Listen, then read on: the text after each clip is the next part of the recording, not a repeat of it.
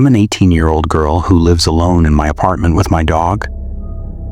I live about 8 miles out of town, so getting food delivered can be a hassle sometimes.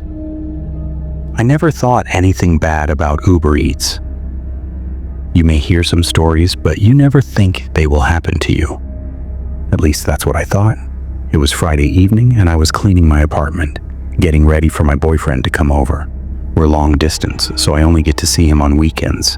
I usually try to get everything cleaned up before he arrives on Saturday.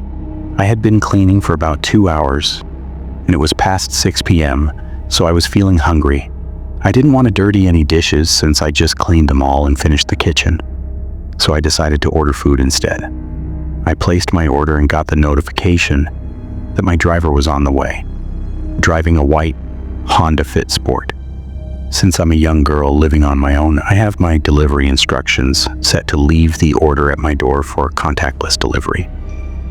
I was sitting in my living room watching TV when I got the notification that my food had been delivered. As soon as I saw it, I jumped up, eager to eat. I was starving.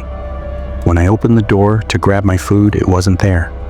I thought maybe he left it at the wrong door, but when I looked down the hallway, none of the doors had my food.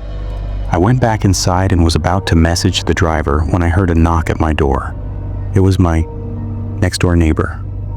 She was holding my food and said, "Hey, sorry, I picked up your food from your delivery driver because he was looking through your windows, and I wasn't sure what he was doing."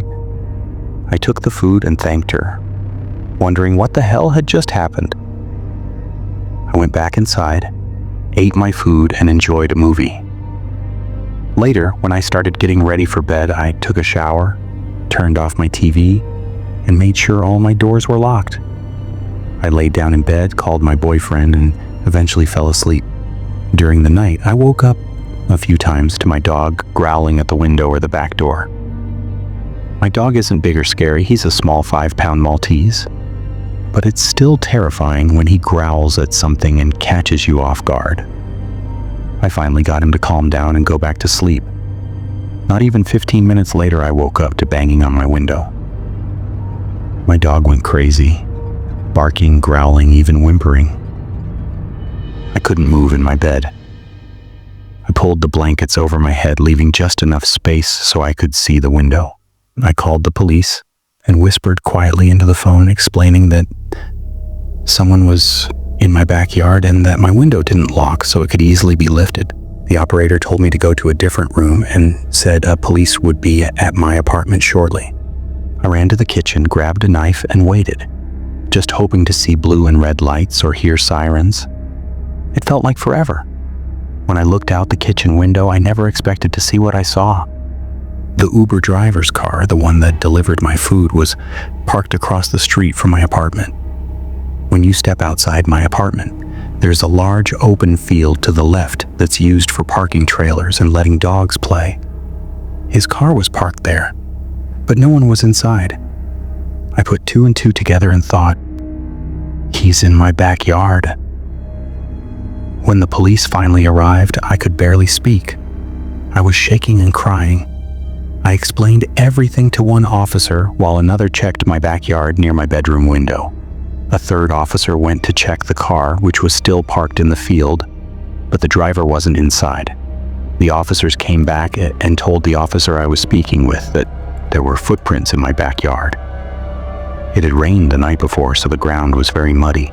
I started panicking, not only because that's the last thing you want to hear, but because where was this guy if he wasn't arrested and wasn't in his car? My neighbor came outside to see what was going on. The officers explained the situation, and he told them how he had picked up my food earlier because the driver was acting suspicious. After the police left, I went back into my apartment thinking it was all over. It took a few hours before I felt comfortable enough to fall asleep, but at 2 a.m., I woke up to loud banging on my front door and heard someone say, "Police?" There's no way this is happening right now, I thought. I slowly got up and went to the door, terrified to open it. It was the same female officer I had spoken to earlier. She explained that they had stayed nearby, hidden, in case the man came back, And he did. They caught him walking up to my front door, clearly trying to find a way inside. My heart dropped into my stomach when she told me that.